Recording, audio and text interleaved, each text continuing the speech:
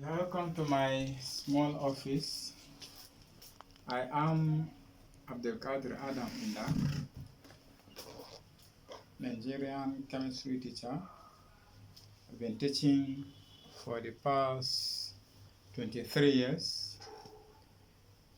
Having spent these decades in this noble profession, and I think this is why you are here to ask me why people call me servant teacher.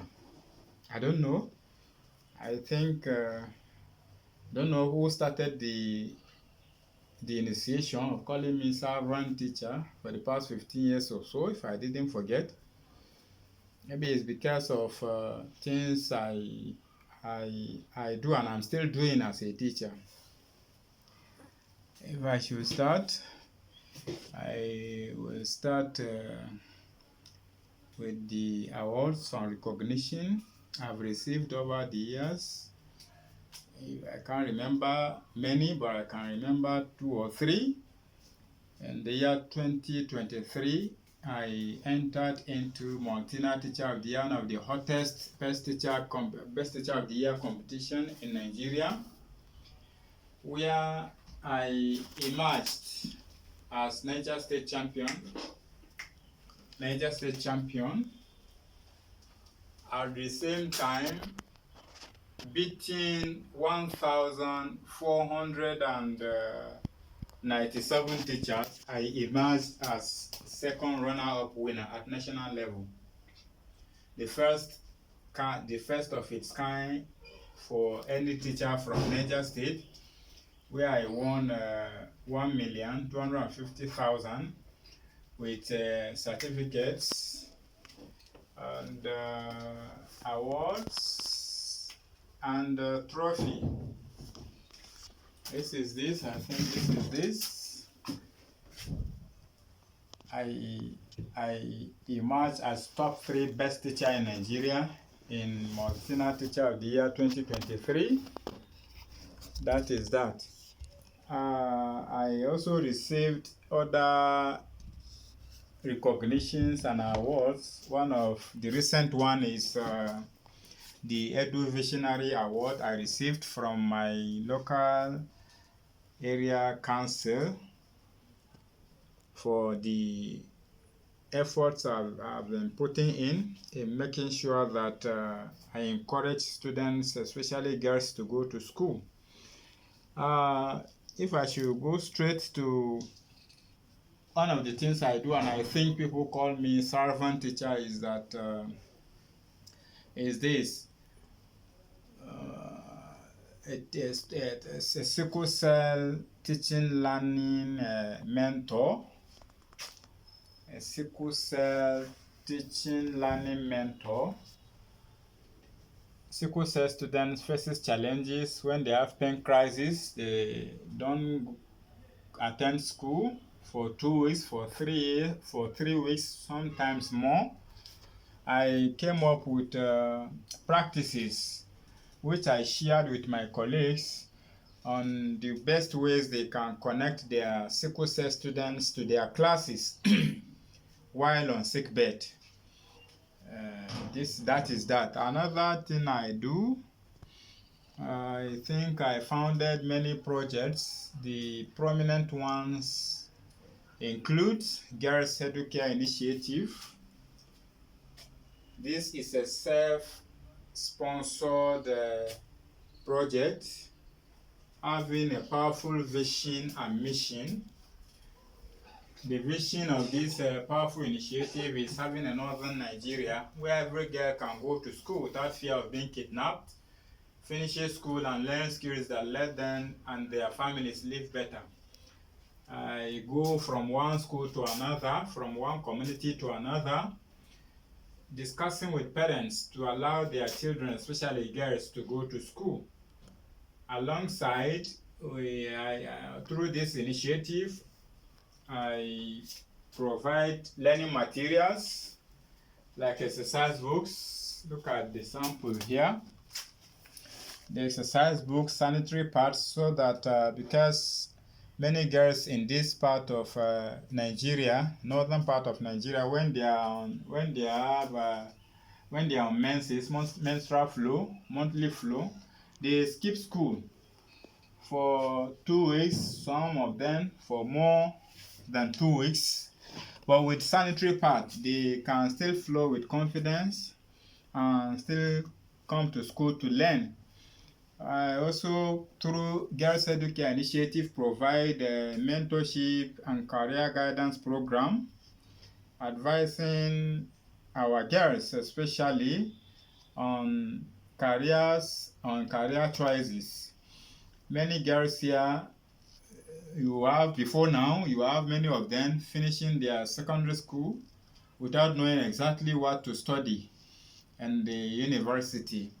But with this measure, we are able to open their eyes, catching them young by letting them know the importance of picking their tools before even they graduate, knowing exactly what they want to study in future. I think briefly that is that about this Girls Educare Initiative. Before I forget, I also, through this initiative, pay for WAEC and NECO examination fees for girls from lower income background. And after 1 year, we realized that some of the girls, some of the beneficiaries, I helped pay WAEC and NECO. They dropped their fine results and refused to go to school. So I pick it up again by obtaining application form into various tertiary institutions of their choices, so that the girls will not drop their secondary school certificates without furthering their education. Another prominent project, I think, why people called me servant teacher, is project number 2 here. Is named You Deserve to Be Happy Again, live in IDP camp. This project is having mission and vision. Also, we want to have a Nigeria, particularly northern part of Nigeria, where Nigerian displaced children can grow up safe, educated, and have hope for the future. What I do in this regard, I go from one camp to another to discuss with the parents of these children to, despite the security challenges, allow their children to go to school. What I'm helping doing in this regard is I contracted 4 teachers, which I pay them monthly stipends to help in teaching the school-age children in the 2 IDP camps that are closer to the community where I teach. Learning cannot take place with empty stomach. So once in a while, virtually every week, I go there. I gifted the children in the IDP camps. I gifted them food items, and exercise books. I think this is one of it. Exercise books, pens, pencil, and biros. Also, I also gifted hygiene essential, the detergents, so that learning can go on effectively without itches in our various IDP camps. So far, so good. Another thing I think I should talk about is this: the effort I'm putting in to, because nobody can give what it does not have. I go around from one school to another, face to face, giving capacity building programs to our teachers, primary and secondary school. One of the capacity building programs I named Be a Master Improviser. A teacher go to class with a prepared lesson and lesson plan, but eventually encounter some surprises. Some surprises developed wings and legs and jumped into his or her lessons without that particular teacher capturing those surprises in his or her lesson plan. So what makes a teacher not to drop achieving lesson objective despite these surprises is dealing with such surprises in a way that the lesson objective will be achieved. So any teacher who have ability to deal with those surprises that develop legs and wings into his or her lesson and still achieve his lesson objectives is a master improviser. Another capacity building programs over the years I've engaged my teachers, my colleagues on is on cooperative teaching. Success of Students, a training program for teachers on cooperative teaching. This Train the Trainer program opened the eyes of my colleagues to one of the lingering challenges of having difficulties in covering their syllabus. Sudden closure of school due to insecurity, numerous public holidays and the likes of it makes it difficult for teachers to cover their syllabus year in, year out, and this affects our students to a large extent. So this program, cooperative teaching approaches, open the eyes of my colleagues to learning approaches they can adapt to cover as much as syllabus every year. This is also a plus I think I can remember. Over the years, I've also acted as a sustainable future developer, a sustainable future facilitator. I go from one community to another. You know, SDG goals cannot be achieved if all hands are not on deck. So this is why I took it upon myself, moving from one school to another, moving from one village to another, discussing on global warming and climate change, its effects, causes, and ways we can do to eliminate global warming. To God be the glory. As I speak, majority of the people in the community where I teach today have resorted to using sustainable ways of practices, which is also a very good plus to having the SDG goals achieved by the year 2030. I also, one of the reasons maybe they called me servant teacher is because in this community where I teach, reasonable number of parents and elders who are not opportune to go to school, I organize the free extramural, free adult literacy classes for them on Saturdays and Sunday. Monday session for male and evening session for female, Saturdays and Sundays. The reason being that, because of culture or maybe religion, a man from northern part of Nigeria doesn't take it lightly having his wife mingle with men for any reason, not even education. So this is one of the reasons why I separated the classes, so that men will have their own court in the morning and evening for the female.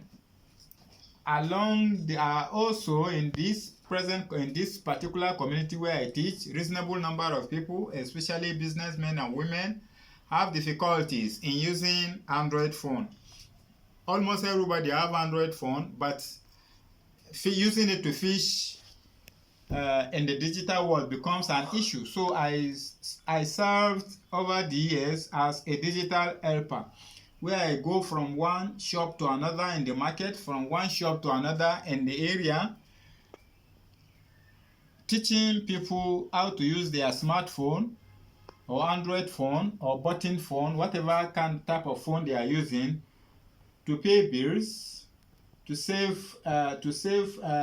money or receive money. For over the 2 decades I've been in this noble profession, I've been serving as a STEM, science, technology, engineering, mathematics, education promoter. The world we are living today have changed. The children we taught 20 years ago, 10 years ago are different from the set of children we are teaching today. So if we didn't change along with them, then we will end up doing nothing. So wherever I found myself as a teacher, I do emphasize on creativity, because the real world is not interested or in need of anything the students memorize, but what the students can create. So, and this single effort has opened doors of graduating as job creators to over 1 million students from Nigeria. That is that for that. I think also language has been cited as one of the greatest factor that hinder effective teaching and learning of science. As a researcher, I've carried out several research works, one of which its finding reveals clearly that students in Nigeria and Africa generally at large don't do much well in sciences, not because science is difficult, but because language of instruction which is used in teaching in this country is difficult, which is English.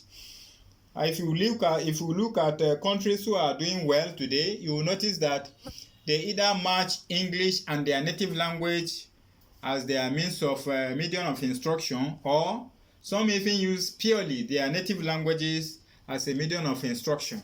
So, having used one of the major spoken languages of the students in this community where I teach, I use the language to teach 3 different topics, and the result I received was wow. So this prompted me and motivated me to develop a software.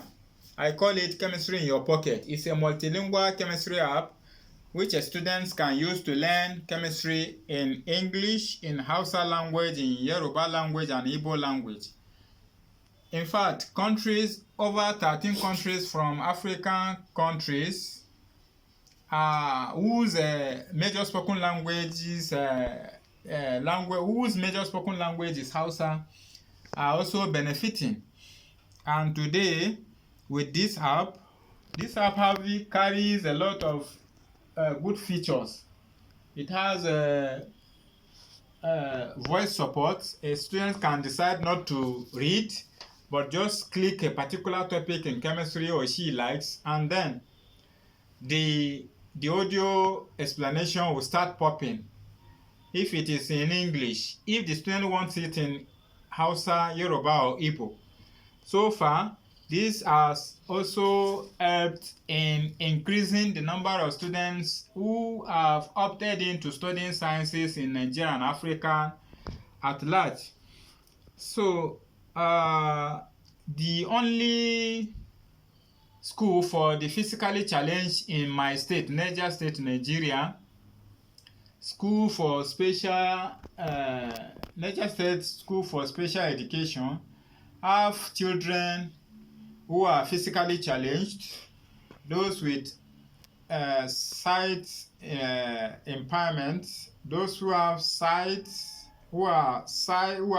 impairment, hearing impairment, and speech impairment from a primary and secondary school level. But to my surprise, 3 years ago, opportunity took me to the school, and I found out that these students don't offer chemistry and physics. I looked at myself, from other part of the world, from other part of Nigeria, south and east, we have special students, those who are physically challenged, who graduated as medical doctors, as engineers, as nurses, to mention but few. Why is it that our students here cannot study, our students here who are physically challenged cannot be allowed to study chemistry and physics? I started moving from one end of the town to another, seeking the approval of my ministry to allow me volunteer going to the school to teach them chemistry and physics. To God be the glory today.